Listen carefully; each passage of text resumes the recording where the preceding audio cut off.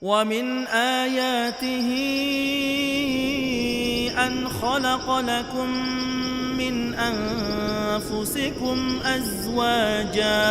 أزواجا لتسكنوا إليها وجعل بينكم مودة ورحمة. السلام عليكم ورحمة الله وبركاته. إن الحمد لله نحمده ونستعينه ونستغفره ونعوذ بالله من شرور أنفسنا وسيئات أعمالنا من يهده الله فهو المهتد ومن يضلل فلن تجد له وليا مرشدا أشهد أن لا إله إلا الله وحده لا شريك له وأشهد أن محمدا عبده ورسوله الذي لا نبي بعده. وقال الله سبحانه وتعالى يا أيها الذين آمنوا اتقوا الله حق تقاته ولا تموتن إلا وأنتم مسلمون يا أيها الذين آمنوا اتقوا الله وقولوا قولا سديدا يصلح لكم أعمالكم ويغفر لكم ذنوبكم ومن يطع الله ورسوله فقد فاز فوزا عظيما يا أيها الناس اتقوا ربكم الذي خلقكم من نفس واحدة وخلق منها زوجها وبث منهما رجالا كثيرا ونساء واتقوا الله الذي تساءلون به والأرحام إن الله كان عليكم رقيبا. أما بعد أصدق الحديث كتاب الله وخير الهدي هدي محمد صلى الله عليه وسلم وشر الأمور محدثاتها وكل محدثة بدعة وكل بدعة ضلالة وكل ضلالة في النار. Para pemirsa Rosa TV dan para pendengar radio Medan Mengaji dimanapun Anda berada, alhamdulillah kita kembali pada kajian klinik pernikahan di mana kita masih pada nasihat yang ke-14 yaitu as-sabru miftahul faraj. Kesabaran merupakan kunci daripada kesuksesan dalam menghadapi banyak masalah. Ikhwah rahimanallah wa iyyakum, kita telah jelaskan bahwasanya sabar merupakan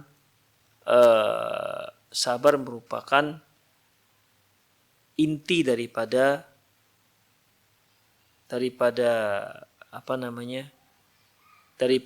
cara menghadapi modal kita dalam menghadapi berbagai macam permasalahan. Sebagaimana yang disebutkan oleh Syekh Ibnu Baz rahimahullah bahwa firman Allah Subhanahu wa taala dalam surat Al-Asr, wal 'asri innal insana lafi khusr, demi masa sesungguhnya manusia itu berada dalam kerugian. Illal ladzina amanu wa 'amilus shalihat, kecuali orang-orang yang beriman dan beramal soleh. Wa tawassaw bil haqq wa tawassaw bis sabr, yang saling nasihat menasihati dalam kebenaran dan saling nasihat menasihati dalam kesabaran. Beriman dan beramal soleh. Amal soleh merupakan dalam tercakup dalam keimanan. Demikian juga tawasaw bil haq, ini termasuk amalan soleh. Ya, termasuk amalan soleh. Tawasaw bil haq yang merupakan termasuk dalam kategori amalan soleh, yang seharusnya tak disebutkan juga sudah termasuk dalam amalan soleh, namun syariat menyebutkannya secara khusus ya tentang tawasaw bil haq ini, yang menunjukkan tawasaw bil haq ini punya peranan penting, sesuatu yang istimewa dalam amalan soleh yang lainnya. Kemudian watawasaw bis sabr. Watawasaw bis sabr ini juga termasuk amalan soleh dan juga termasuk tawasaw bil haq. Ya. Bersabar, tawasaw bis sabr ini termasuk tawasaw bil haq dan termasuk dalam amalan soleh. Namun ternyata Allah Subhanahu wa taala menyebutkannya secara khusus di antara tawasaw bil haq yang lainnya. Seorang tawasaw bil haq bisa dia mengajak orang lain untuk jangan dengki, bisa mengajak supaya ikhlas, bisa mengajak untuk perbuatan-perbuatan yang ma'ruf lainnya, yang baik yang lainnya. Namun Allah Subhanahu wa taala tak menyebutkan itu semua. Allah memilih satu tawasobil haq yang istimewa, yaitu tawasobi bis sabar. Demikian. Itu penjelasan Syekh Ibnu Baz rahimahullah. Kemudian ikhwah rahimanallah wa iyyakum, yang lalu juga telah kita bahas bahwasanya terkadang ada seorang istri itu mereka mendapat ujian ya dari rumah tangganya. Ya, dari rumah tangganya. Banyak ujian dan tantangan yang dia dapati dalam rumah tangganya. Dan itu semua butuh kesabaran. Bahkan dalam setiap kerjaan, tugas-tugas yang diemban oleh seorang istri, itu semua butuh kesabaran. Dia harus sabar dalam menghadapi suami. Dia harus sabar dalam menghadapi anak-anaknya. Dia harus sabar dalam melaksanakan tugas-tugas rumah tangganya. Semuanya butuh kesabaran. Ya, butuh kesabaran. Terutama kalau seorang istri itu ternyata qaddarallah dia memiliki suami yang zalim. Terkadang ada seorang suami itu dia tega menzalimi istrinya dengan cara memukul atau mengambil hartanya atau tidak memberikannya nafkah yang cukup padahal dia mampu memberikannya, atau dia tidak adil dengan salah seorang istrinya. Ini semuanya merupakan tindak kezaliman, ya. Ini semuanya merupakan tindak kezaliman. Oleh karena itu ikhwah rahimanallah wa iyyakum, ya, istri yang ya Allah coba dengan suaminya yang seperti ini lebih butuh kesabaran. Lebih membutuhkan kesabaran yang dahsyat untuk menghadapi suami seperti ini. Tentunya ikhwah dengan tujuan agar suami ini diharapkan dia kembali ke jalan Allah Subhanahu wa taala. Ya. Dia kembali ke jalan Allah Subhanahu wa taala. Oleh karena itu, tidak akan mungkin seorang istri bisa bertahan dengan suami yang seperti ini jika dia tidak punya kesabaran. Ya, jika dia tidak punya kesabaran. Ya, selama dia masih bisa bertahan, bertahanlah. Ya. Selama dia masih bisa bertahan, bertahanlah. Selama suaminya tidak jatuh pada kekufuran. Hanya saja ikhwafiddin, kalau dia rasa memang ternyata memang tidak sanggup lagi bertahan, ya syariat memberikan jalan keluarnya seperti khulu. Bolehnya meminta cerai. Dan dia tidak termasuk dalam ancaman sabda Rasulullah sallallahu alaihi wasallam, ayyuma imra'atin sa'alat min zawjat talaq min ghairi ba'sin la yarihatal jannah. Wanita mana saja yang minta cerai dari suaminya, dia tak akan mencium bau surga. Yang ini hadis ini tidak termasuk mencakup wanita yang tadi, karena dia itu meminta cerai dikarenakan suaminya menzalimi dia. Itu ikhwah rahimani Allahu wa iyyakum. Jadi suatu hal yang saya kira tidak aneh, ya. Cobaan-cobaan itu ternyata berasal dari orang-orang terdekat kita. Ada seorang itu dicoba oleh Allah dengan suaminya yang zalim. Ada seorang itu dicoba oleh Allah dari siapa? Orang tuanya sendiri. Ya. Orang tuanya tidak setuju kalau si akhwat pakai jilbab. Demikian. Ada lagi orang tuanya nggak setuju kalau anaknya, putranya bercelana cingkrang dan berjenggot lebat misalnya. Nggak setuju. Ya, terkadang mereka karena keminiman ilmunya, bahkan mereka bisa melakukan intimidasi. Bahkan bisa saja mereka diusir dari rumah gara-gara itu. Itulah cobaan-cobaan. Masing-masing orang punya cobaan. Ada lagi cobaannya dari anak, ya. Ada lagi cobaannya mungkin dari mertua.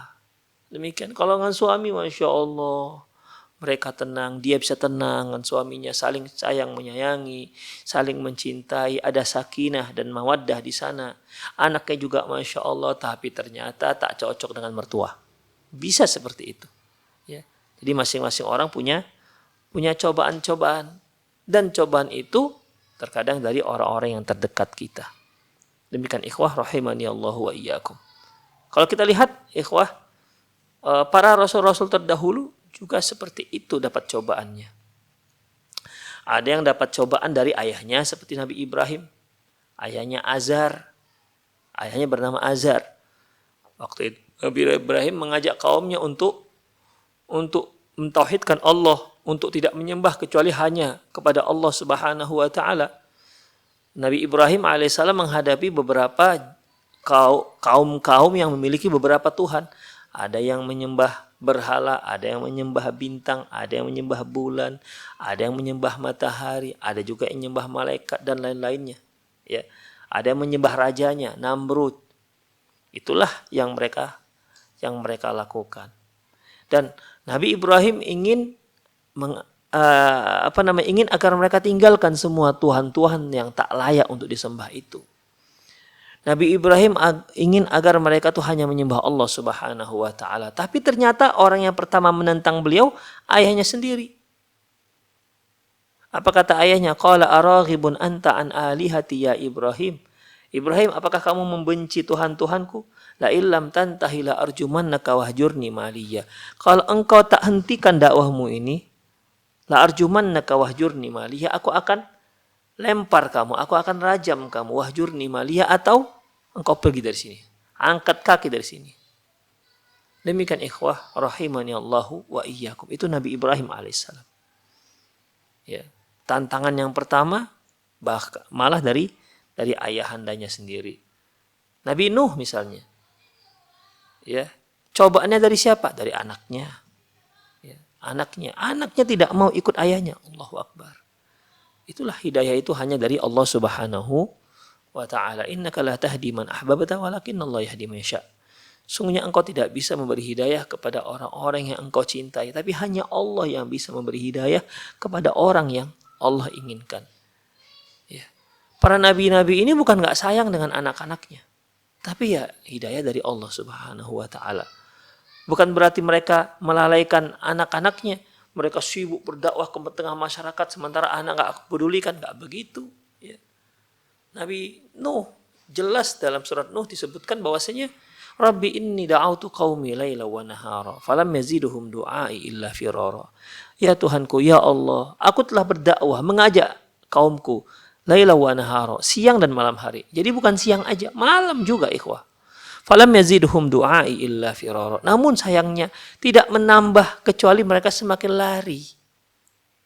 Itulah kondisi yang didapati oleh Nabi Nuh alaihissalam. Dan anaknya termasuk orang-orang yang enggak mau beriman. Namun begitu pun tetap dia dakwai.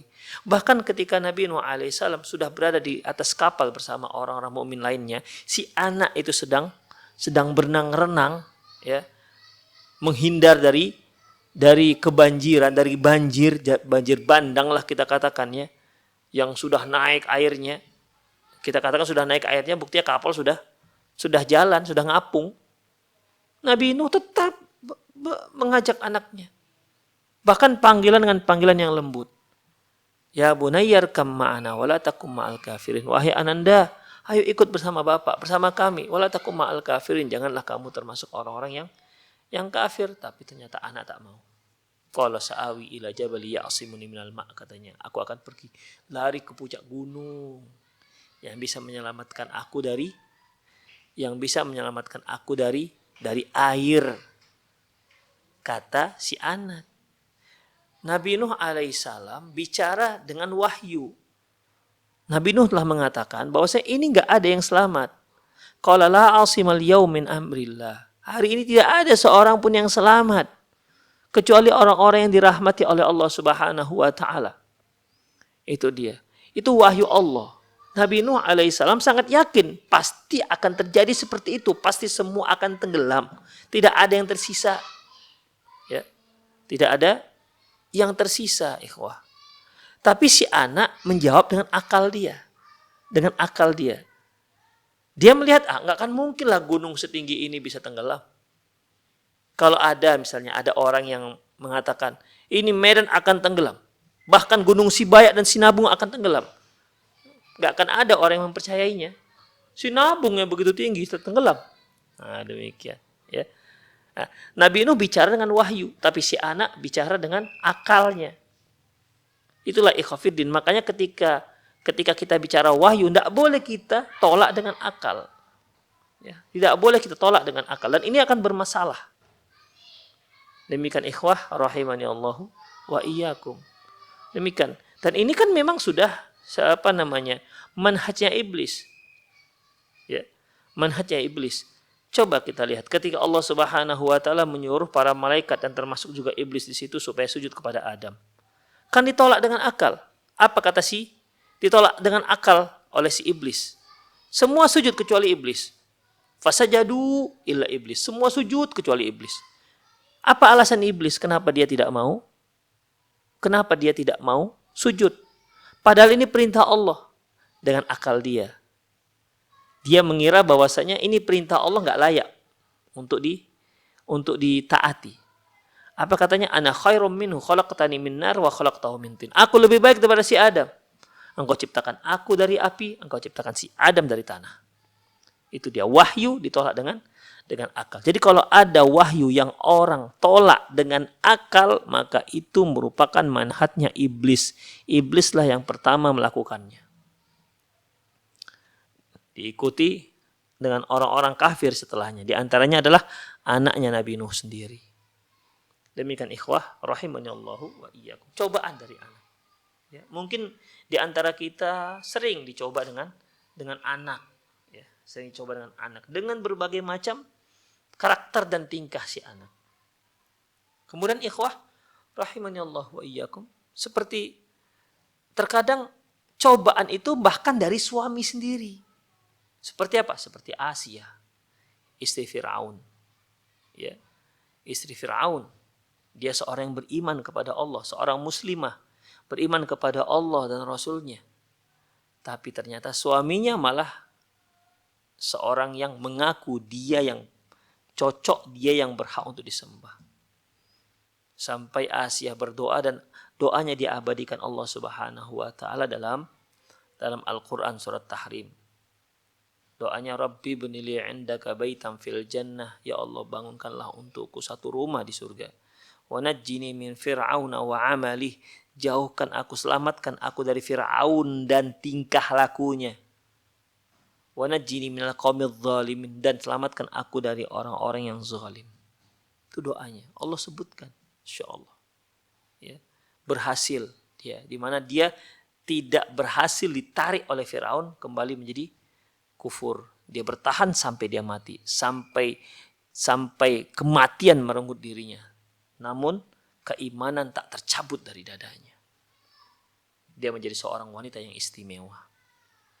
Termasuk Rasulullah sallallahu alaihi wasallam. Banyak sekali cobaan-cobaannya ikhwah. Rahimani Allah wa iyyakum. Oleh karena itu ikhwah, bagi seorang istri yang yang qadarullah punya suami yang zalim, ya, suaminya banyak menyakitinya, banyak kesalahan suaminya, maka fasbiri, bersabarlah. Ista'inu billahi wasbiri. Ista'inu ista'ini billah wasbiri. Minta tolong kepada Allah dan bersabar. Inilah wasiat yang Nabi Musa berikan kepada kaumnya. Ketika waktu itu Fir'aun saking ganas-ganasnya, yudzabbihuna abna'ahum wa yastahyuna nisa'ahum. Anak-anak mereka dibunuh, wanita dibiarkan hidup. Demikian. Dan berbagai macam intimidasi yang diberikan si Fir'aun kepada Bani Israel. Sampai orang-orang Bani Israel mengadu kepada Nabi Musa. Ini gimana Musa? Kami udah gak tahan lagi. Apa kata Nabi Musa alaihissalam? Menjawab kaduan-kaduan mereka. Ya. Apa kata Nabiullah Musa alaihissalam? Kalimullah. Qala Musa liqaumihi ista'inu billahi wasbiru. Nabi Musa berkata kepada kaumnya, mohon pertolongan kepada Allah, wasbiru, dan bersabarlah. Sabar ikhwah. Ya. Sabar. Ternyata sampai cobaan itu seperti intimidasinya si Fir'aun, tetap modal menghadapinya asbiru. Apakah suami anti ada seganas dan sekasar Firaun? Enggak kan? Ya. Untuk Bani Israel, Nabiullah Musa menyebutkan wasiatnya, menasihati, ista'inu billah wasbiru. Mohon pertolongan kepada Allah wasbiru.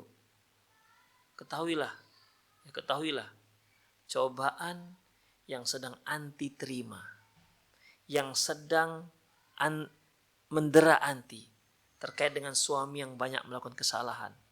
Ketahuilah tidak seberat cobaan yang menimpa Bani Israel. Suami anti tidak seganas Fir'aun. Kalau yang modelnya Fir'aun saja kita disuruh mohon pertolongan kepada Allah dan bersabar, apalagi hanya dengan suami. Tapi dia sangat menyakitkan hati Ustaz. Isbiru, ista'inu billah wasbiru. Mohon pertolongan kepada Allah wasbiru, dan bersabar. Innal arda lillah yurithuha man yasha'u min ibadihi, kata Nabi Musa. Sesungguhnya bumi Allah ini milik Allah, ini bumi milik Allah. Dia akan mewariskan bumi ini kepada siapa saja yang dia kehendaki dari hamba-hambanya. Wala aqibatu lil muttaqin, dan kesudahannya, kemenangannya pasti untuk orang-orang yang bertakwa. Demikian ikhwah. Ya. Jadi para istri yang mendapat cobaan dari suami seperti ini, zalim suaminya, atau enggak perhatian, atau cuek lah suaminya, atau apa sajalah yang dirasa membuat istri tidak nyaman, atau suka menghina. Ketika salah sedikit suami habis-habisan menghina si istri. Terkadang tidak hanya menghina dia, sampai keluarganya juga dihina. Ista'ini billah wasbiri. Mohon pertolongan pada Allah dan bersabarlah. Demikian ikhwah. Jadi sabar merupakan modal yang dasar dalam kita menghadapi berbagai macam cobaan, terutama cobaan-cobaan yang berasal dari orang-orang yang ada di sekitar kita. Wa inni indama ansahu bis sabri la ansahu bis sabri al mashhub bil ajiz. Ya. Kata Syekh Badr bin Ali Al-Utaibi hafizahullah, dan aku menasihati agar si istri tersebut dalam menghadapi suami yang zalim agar dia bersabar, bukan berarti sabar yang diiringi sabar karena lemah. Bukan itu. Ya. Tapi sabar di sini maksudnya yaitu wa inna ma ansahu bis sabril mahfuf bil kaisi wal azimah. Yang aku maksud sabar di sini sabar tapi teguh dan kokoh, itu dia. Ya. Teguh dan kokoh. Jadi misalnya nih dia melihat suaminya sering melakukan kesalahan, dosa, bahkan sering juga menzalimi dia, begitu.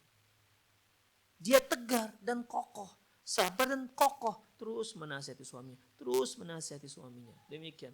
Seperti Nabi Nuh dan para nabi-nabi yang lain. Mereka tuh sabar, tapi sabar mereka bukan berarti karena mereka lemah. Sabar tapi tetap terus berdakwah, tetap mengajak orang-orang ke jalan Allah Subhanahu wa taala. Begitu ikhwah, azanallahu wa iyyakum. Ya. Jadi sabar itu sabar tapi tetap tegar. Itu dia.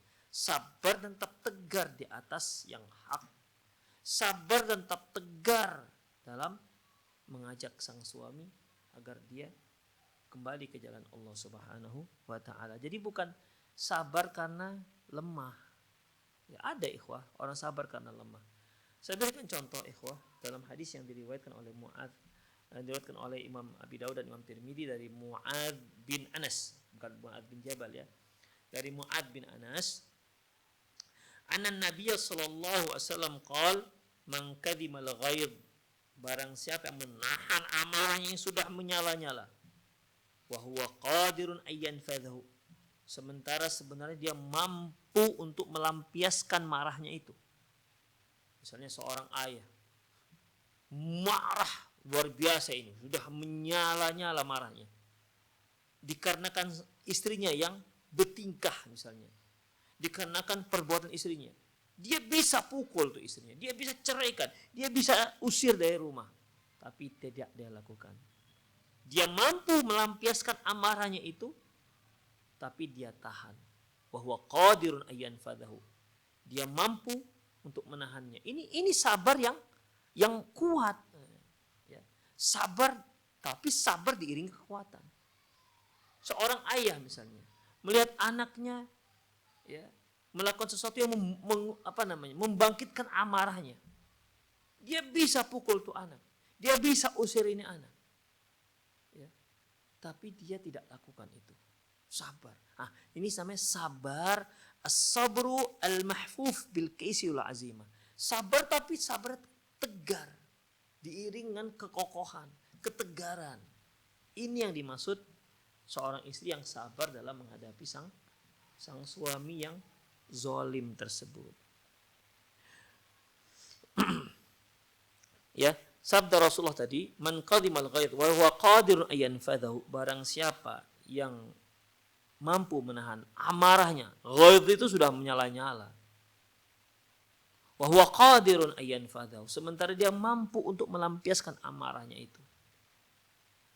Da'ahu Allahu azza wa jalla ala ru'usil khalaiq yaumal qiyamah. Nanti di hari kiamat Allah akan panggil dia di hadapan seluruh makhluk Allah Subhanahu wa taala. Allah panggil namanya. Artinya ini orang-orang yang diistimewakan Allah sampai dipanggil khusus. Kemudian ikhwah, apa yang akan Allah berikan? Hatta yukhayyiruhu min hurin 'ain masya'a. Lantas Allah suruh kamu pilih mana para bidadari yang kamu sukai. Itu dia istimewa. Allah beri keistimewaan. Ingat, yang dia mampu melampiaskan amarahnya tapi dia tahan dan dia sabar. Memang ini ikhwah, ya. Kesabaran seperti ini kesabaran udah level tinggi masalahnya. Ya. Kita marah dengan seseorang. Kita mau pukul aja rasanya kita dipukulnya. Kita mau balas, tapi ternyata orang ini orangnya tinggi besar, badannya kekar, tegap. Kita ciut nyali kita untuk membalas apa yang dia lakukan kepada kita. Lantas kita katakan, udahlah saya sabar. Itu namanya sabar. As-sabru mash'ubun bil ajiz. Sabar, tapi sabarnya karena lemah. Ya memang gak mampu. Ya. Memang gak mampu dia lampiaskan kemarahannya itu. Begitu. Bukan dikarenakan dia mampu tapi dia sabar. Enggak. Demikian ikhwah rahimanallahu wa iyyakum. Rasulullah SAW juga pernah bersabda, ana za'imun bi baitin fi rabadil jannah liman tarakal mira wa in kana muhiqqan. Rawahu Abu Daud. Kata Rasulullah SAW, aku jamin seseorang akan mendapatkan rumah di pinggir surga dengan syarat dia tinggalkan debat walaupun dia benar. Orang benar itu kan bisa mendebat orang lain, ikhwah. Dia bisa mempertahankan kebenarannya dengan ucapan-ucapannya. Tapi itu tidak dia lakukan. Ini namanya ketegaran itu. Ya, ini namanya ketegaran. Makanya yang dimaksud Syekh di sini yaitu sabar tapi diiringi dengan ketegaran. Bukan sabarnya orang lemah. Nah, itu dia. Ini yang dimaksud adalah sabarnya orang kuat, bukan sabarnya orang lemah. Terkadang ikhwah, seorang suami bisa dia marah-marah terhadap istrinya dengan tanpa alasan yang benar. Dengan tanpa alasan. Si istri bisa menjawab. Ya. Bahkan dia bisa mengalahkan debatnya, ucapan-ucapan suaminya. Tapi dia gak jawab, dia diam. Nah ini istri sabar yang kokoh. Istri sabar yang tegar. Berapa banyak para istri gak tahan. Diomelin suaminya, dibalik omelin suaminya. Wah akhirnya omel-omelan. Istri dan suami omel-omelan. Mana yang paling tinggi suaranya? Ya, suami mengatakan ini, istri semakin tinggi. Masing-masing berteriak.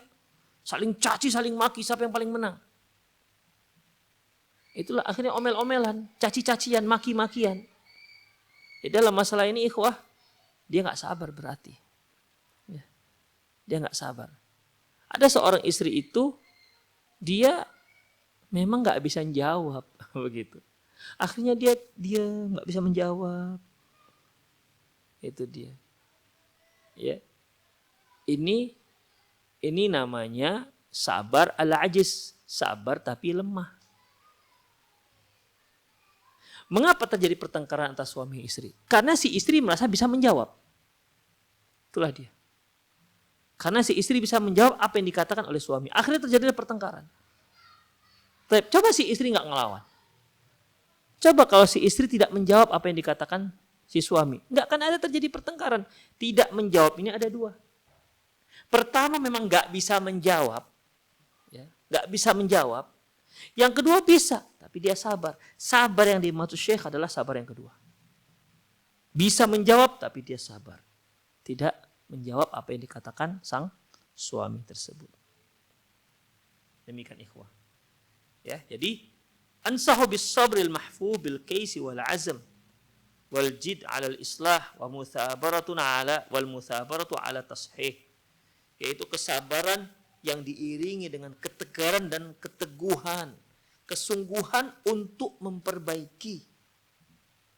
Ya, kesungguhan untuk memperbaiki. Jadi sabar di sini kemudian diam aja. Ya terserah suami lah mau ngapain, terserah, awak udah nggak ngerti lah udah. Itu lemah namanya. Ya, itu sabar tapi lemah. Jadi anti wahai para istri. Menghadapi suami yang zalim memang butuh kesabaran. Tapi sabar di sini anti punya tugas memperbaiki kezaliman sang suami. Begitu. Ya.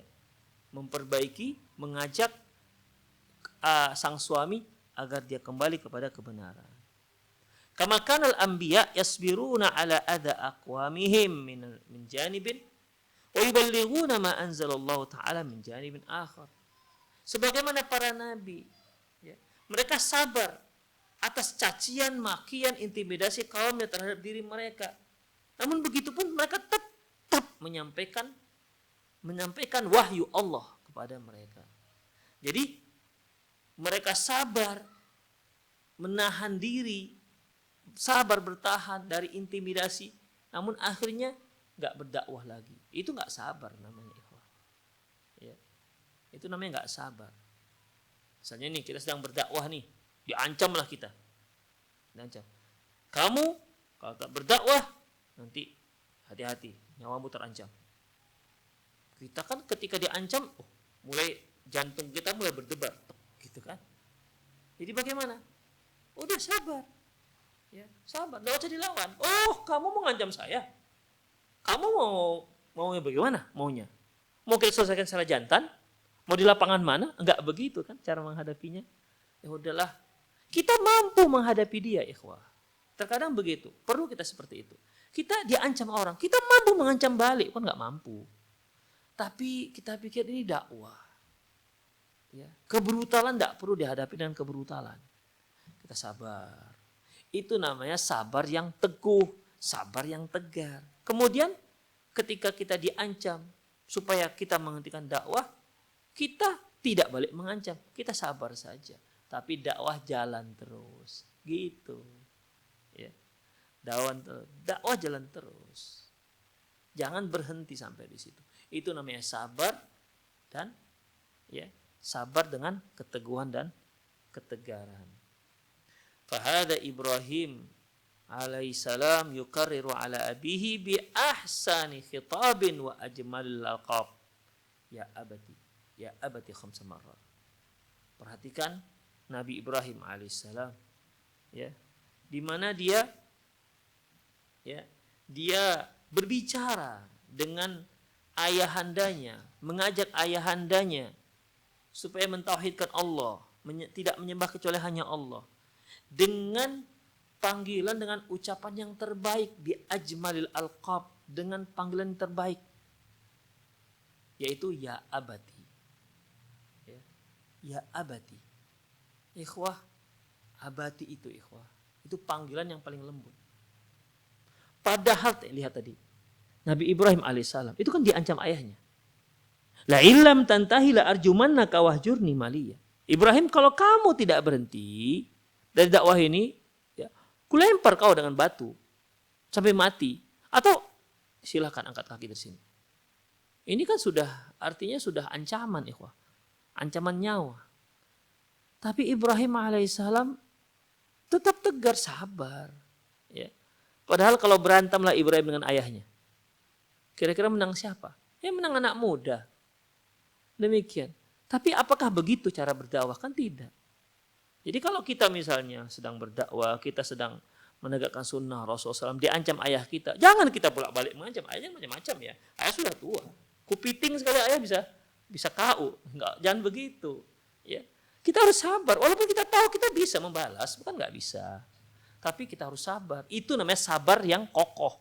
Sabar yang diiringi dengan keteguhan, ketegaran. Begitu.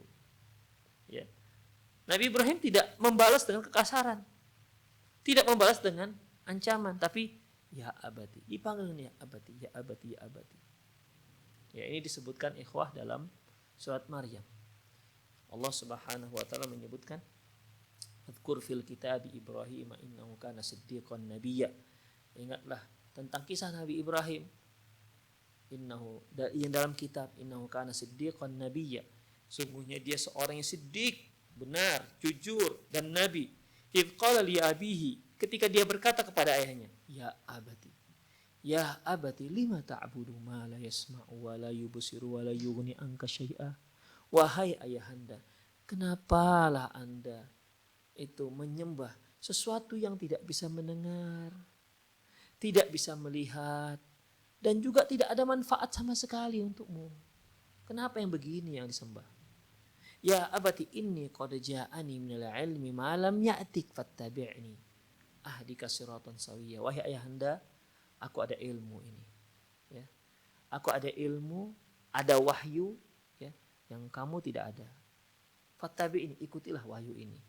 Ahdika siratan sawiyya. Aku akan tunjukkan kamu jalan yang lurus. Ya abati la ta'budis syaitan. Wahai ayahanda, jangan kamu sembah setan. Lagi-lagi dia panggil ya abati, ya abati, ya abati. Padahal ayah kafir. Sudah kafir ngancam lagi. Ya. Ya abati la ta'budis syaitan. Wahai ayahanda, janganlah engkau menyembah syaitan. Inna syaitana kana lirrahmani 'asiyya. Karena sesungguhnya syaitan itu maksiat, durhaka kepada Allah. Ya abati inni akhafu ayyamassaka 'adzabun minar rahman. Wahai ayahanda, aku khawatir sekali engkau nanti akan mendapat azab dari Allah Subhanahu wa taala. Fatakuna lisyaitani waliya. Kemudian setanlah yang jadi pemimpin kamu. Itu ajakan Nabi Ibrahim dengan Masya Allah, dengan bahasa yang sangat lembut. Itu dia ikhwah. Ya. Tapi ternyata balasan ayahnya kasar. Ya, balasan ayahnya kasar. Ikhwah rahimani Allah wa iyyakum. Itulah dia. Ya, Nabi Ibrahim dan ayahnya. Makanya kalau kita lihat sejarah-sejarah para nabi, kemudian orang-orang salaf terdahulu, walaupun mereka dikasari, mereka tidak balas kekasaran dengan kekasaran. Itu dia. Para istri juga begitu. Kalau qadar Allah dia dapat suami yang kasar, jangankah kekasaran sang suami dibalas dengan kekasaran sang istri. Anti seorang wanita yang lembut, dari keluarga yang lembut. Mungkin qadar Allah dari dapat suami dari keluarga yang biasa ucapan kasar. Maka anti jangan ikut berbicara kasar, berbuat kasar, mengikuti suami anti. Jangan. Seharusnya anti yang berubah suami anti menjadi lebih lembut. Bukan anti yang berubah menjadi kasar. Bersabarlah. Ya. Bersabarlah. Mungkin suami anti memanggil anti dengan panggilan yang tak mengenakkan. Mungkin kulit anti agak coklat. Woi keling misalnya. Dipanggilnya lah anti istrinya dengan panggilan yang gak enak. Anti jawab. Iya bang. Begitu. Jangan balik. Ya. Hei keling kata suaminya. Datang istrinya. Pendek. Apa pendek? Begitu. Jawab kekasaran jangan. Sabar. Karena tugas anti ini akan memperbaiki sang suami. Bayangkan kalau ternyata suami menjadi baik gara-gara anti, Allahu Akbar. Satu rumah tangga itu menjadi baik loh. anak-anak anti bisa, pengaruh baiknya suami anti itu juga akan berpengaruh kepada anak-anak. Ingat nasihat yang pertama, di mana kesolehan orang tua itu berpengaruh terhadap anak. Bahkan setelah meninggal pun orang tua yang soleh, Allah akan menjaga si anak dengan akibat dikarenakan kesolehan orang tua yang sudah meninggal. Seperti dalam kisah surah Al-Kahfi. Demikian ikhwah, jangan berubah. Kalau dia kasar ya sudah, biarkan dia kasar. Nanti jangan berubah menjadi kasar. Ajak dia, bang jangan begitulah ngomongnya bang. Begitu. Gak bagus lah kalau bicara seperti ini. Pilihlah bahasa yang baik. Begitu. Sabar apa enggak? Sekali sabar, 2 kali sabar, 3 kali mulai naik pitam, 4 kali mulai jawab. Abang, jangan. Ya. Akhirnya dia kasari suaminya sebagaimana suami mengkasari dia. Enggak perlu itu. Demikian ikhwah, a'azzani Allahu wa iyyakum. Dan ini butuh kesabaran. Ya, butuh kesabaran. Terkadang memang harus melinangkan air mata. Sakit hati kita dengan tingkah si suami ini. Mungkin dia dikhianati, apalah yang bisa membuat kita sakit. Tapi sabar. Sabar dan sabar. Ista'ini billah wasbiri. Mohon pertolongan kepada Allah dan sabar. Kemudian ikhwah, a'azzani Allah wa iyyakum. Demikian juga wa hadza nabiyuna Muhammad sallallahu alaihi wasallam yuqarrir ala qaumi da'wah. Beliau terus berdakwah kepada kaumnya. Ala ammi Abi Thalib dakwah. Ya ay ammi qul la ilaha illallah akthar min marrat. Dia ulang-ulang dakwah ini, dakwah tauhid kepada pamannya yang waktu itu sedang sekarat. Ya ammi qul la ilaha illallah. Wahai paman, katakan la ilaha illallah. Maksudnya pamannya Abu Thalib. Jadi Abu Thalib ini ikhwah, mengapa setelah pengasuhan Rasulullah SAW kan wafat orang tuanya yang ibunya meninggal ketika beliau masih kecil, kalau ayah kan sudah lama meninggal. Kemudian hak asuh dipegang oleh kakeknya Abdul Muthalib. Setelah Abdul Muthalib meninggal, hak asuhnya jatuh kepada Abu Thalib. Padahal banyak paman-paman beliau yang lain seperti Abu Lahab. Abu Lahab itu paman kandung. Ya, paman kandung. Kenapa ke Abu Thalib? Karena Abu Thalib dan ayahnya Rasulullah ini adik kakak. Adik kakak seibu dan seayah. Demikian. Kalau Abu Lahab itu seayah, beda ibu. Tapi kalau dengan Abu Thalib ini seibu dan seayah. Makanya jatuh kepada yang lebih dekat. Paman kandung beliau sekali. Ya, itulah Abu Thalib. Makanya belum lagi Abu Thalib ini kan yang senantiasa membela Rasulullah SAW. Dia sudah pastikan aku akan bela keponakanku, kata Abu Thalib. Di tengah-tengah orang kafir Quraisy. Orang kafir Quraisy itu masih menghormati Abu Thalib. Aku akan bela keponakanku. Begitu. Jadi setiap kali mereka mau mengintimidasi, Abu Thalib yang menghalangi. Makanya, tapi sayangnya Abu Thalib itu gak muslim, belum masuk Islam. Ketika dia sedang sekarat, disitulah kesempatan Rasulullah SAW terakhir untuk mengajak pamannya agar masuk Islam. Ya ammi qul la ilaha illallah. Wahai pamanku, katakan la ilaha illallah, kalimatan uhajjuhu laka indallah. Satu kalimat yang kalau engkau ucapkan, aku akan jadikan ini sebagai dalil, sebagai modal untuk membelamu di hadapan Allah nanti. Diulang-ulang. Ya. Itu permohonan Rasulullah SAW yang terakhir. Tapi sayangnya di situ ada Abu Lahab. Ya. Abu Lahab ketika setiap kali Rasulullah mengajak pamannya supaya mengucapkan la ilaha illallah, Abu Lahab mulai main. Abu Lahab bereaksi, Abu Thalib, begitu. Ya, Abu Thalib dengan Abu Lahab ini kan seayah tapi beda ibu. Abu Thalib, atarghabuna am millati Abdul Muthalib? Kamu enggak suka lagi dengan agama ayahmu Abdul Muthalib? Enggak jadi mengucapkan. Ya ammi, qul la ilaha illallah. Wahai paman, ucapkan la ilaha illallah. Datang lagi Abu Lahab. Kau enggak suka lagi ya dengan membenci agamanya Abdul Muthalib? Hingga akhirnya ikhwah, meninggallah Abu Talib. Apa katanya sebelum dia meninggal? Ana ala millati Abdul Muthalib. Aku berada di atas agamanya Abdul Muthalib dan meninggal. Sedih sekali Rasulullah Sallallahu Alaihi Wasallam. Apa kata beliau? Ama wallahi la astaghfiranna laka malam unha angka. Demi Allah aku akan mohonkan ampun kepada Allah untukmu selama aku belum dilarang. Begitu. Selama aku belum dilarang. Itu dia. Memintakan ampun untuk orang yang sudah meninggal tapi dia kafir. Tapi Rasulullah itulah. Ya karena melihat bagaimana jasa beliau. Bagaimana melihat jasa Abu Talib. Ama wallahi la astaghfiranna laka malam unha angka. Demi Allah bersumpah Rasulullah. Ya, aku akan mohonkan ampun atas dosa-dosamu selama aku belum dilarang. Turun ayat. Ya, turun ayat. Maka lin nabi walladzina amanu ayastaghfiru lil musyrikin walau kanu uli qurba min ba'di ma tabayyana lahum annahum ashabul jahim. Tidaklah layak bagi nabi dan orang-orang yang beriman memintakan ampun atas dosa orang-orang musyrik. Walau kanu uli qurba, walaupun mereka itu kerabat-kerabat terdekat. Setelah dia tahu bahwasanya kerabatnya itu termasuk dalam penghuni neraka jahanam. Kenapa? Karena mati dalam keadaan kafir. Orang yang mati dalam keadaan kafir jelas neraka jahanam, kekal selamanya. Tapi orang kafir yang belum mati, nggak boleh kita katakan dia pasti penduduk neraka. Nggak boleh. Kita nggak tahu, jangan-jangan sebelum meninggal dia masuk Islam. Tapi yang mati dalam keadaan kafir jelas neraka jahanam, penghuni neraka jahanam dan kekal selamanya. Itu dia. Ya.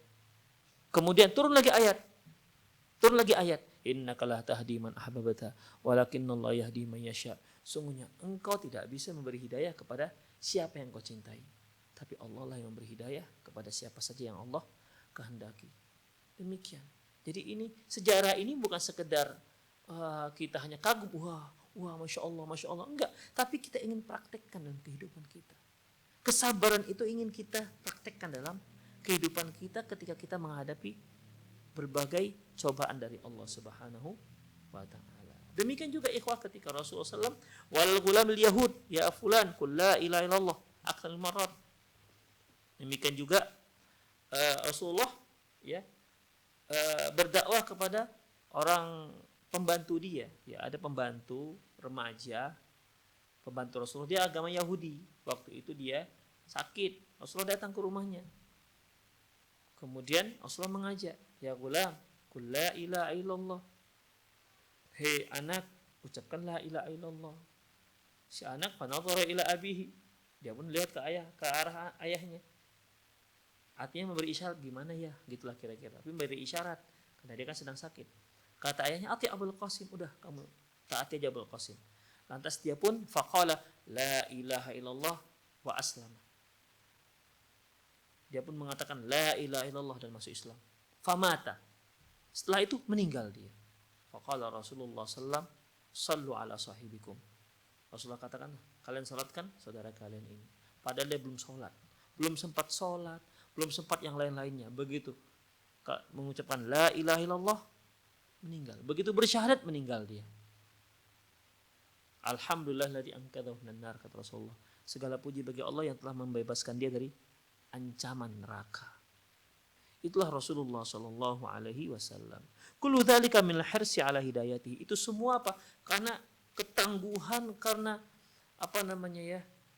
tekad agar mereka mendapatkan hidayah. Begitu. Fakadzalika kuni, demikian juga seharusnya engkau wahai para istri. Fajtahidi fit ta'dili ma indahu min khata' biqadri mustata'.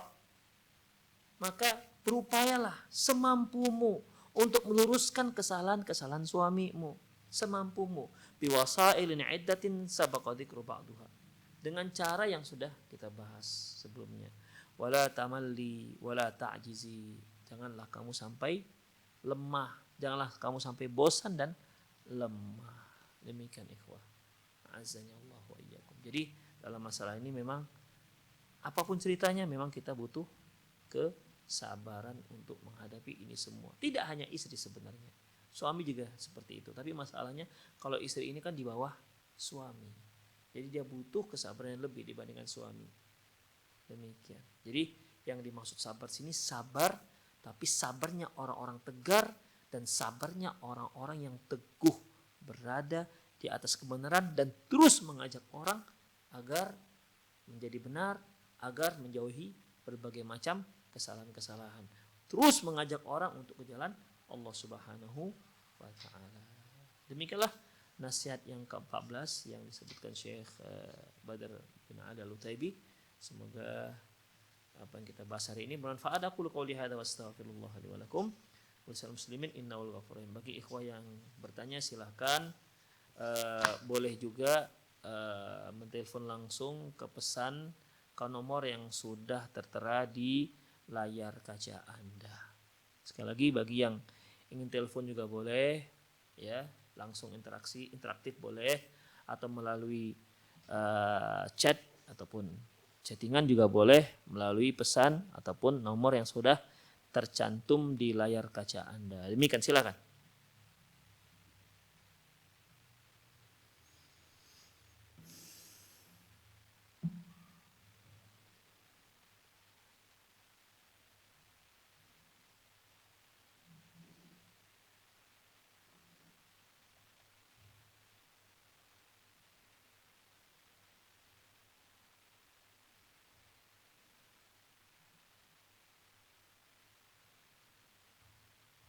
Sepertinya belum ada ya.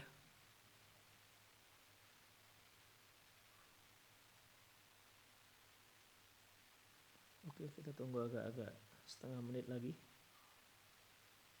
Semoga ada. Bagi para pemirsa dan pendengar dimanapun Anda berada, silahkan yang mau interaktif melalui telepon, silahkan telepon ke nomor yang sudah tertera di layar kaca Anda di bagian bawah,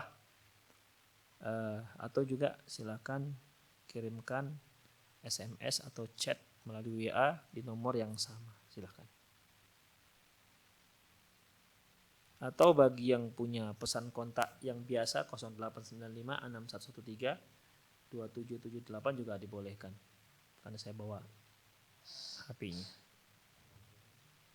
Ya, silakan. Ada yang pesan masuk, telepon masuk. Halo? Halo. Halo, ya, silakan akhi. Siapa dan dari mana? Oh, saya Abu Askhan di Medan. Ya. Halo. Halo, ya. Assalamualaikum Ustaz. Ya, silakan. Assalamualaikum Ustaz. Waalaikumsalam warahmatullahi wabarakatuh. Ustaz, saya mau bertanya Ustaz. Ya. Di luar tema boleh Ustaz? Ya, silakan. Ini Ustaz, kan ini kan masa pandemi ini kan sholat Jumat sering sholat Jumat di rumah nih, sholat zuhur di rumah ketika waktu hari Jumat, gimana hukumnya Ustaz? Baik. Pertanyaan ikhwahnya yaitu teman-teman yang belum melaksanakan sholat Jumat di masjid. Teman-teman yang belum melaksanakan sholat Jumat di masjid dikarenakan masih sangat mengkhawatirkan masalah virus corona, virus COVID-19. Apa yang mereka lakukan? Apakah mereka sholat Jumatkah ataukah mereka sholat zuhur? Ikhwah, Allahu a'lam bishawab. Sholat Jumat itu ada ada syarat-syaratnya, ya, ada rukun-rukunnya, ada hal-hal yang tidak bisa kita lakukan kecuali di masjid. Yang tidak bisa kita lakukan kecuali di masjid. Oleh karena itu, mereka yang tidak ataupun masih khawatir dengan sholat berjamaah di masjid, masih nggak tenang hatinya kalau sholat jamaah di masjid, maka silahkan sholat Jumat, sholat di rumah di hari Jumat tapi dengan sholat zuhur. Allahu a'lam bishawab. Ya, Allahu a'lam bishawab. Tapi kalau kita lihat sekarang ini, ya saya menganjurkan sholatlah ke masjid, upayalah carilah masjid yang menjaga jarak kalau memang sangat mengkhawatirkan, dan pakailah masker. Ya. Tapi kalau memang sudah dicoba, sudah ternyata tidak tenang juga, ya khawatir, maka dibolehkan di rumah. Allahu a'lam bishawab. Silakan, yang lain ada?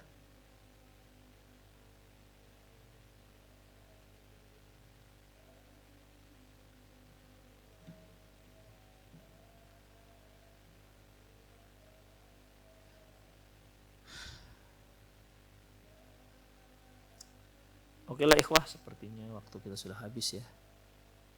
Semoga apa yang kita sampaikan bermanfaat insyaallah di hari kedepannya, di kajian yang akan datang kita masuk pada nasihat yang ke-15. Berarti tinggal 5 nasihat lagi karena nasihatnya hanya 20. Demikian ikhwah, para pendengar Rosa TV dimanapun Anda berada, dan para pendengar Radio Medan Mengaji dimanapun Anda berada, semoga apa yang kita bahas bermanfaat. Lebih dan kurang saya mohon maaf. Aku qouli hadza wastaghfirullah li wa lakum wa lisal muslimin innahu ghafurur rahim. Kita akhiri dengan subhanakallahumma wa bihamdik asyhadu an la ilaha illa anta astaghfiruka wa atubu ilaik. Wa sallallahu ala nabiyyina Muhammad wa ala alihi wa ashabihi ajma'in wa akhiru da'wana alhamdulillahirabbil alamin. Assalamualaikum warahmatullahi wabarakatuh.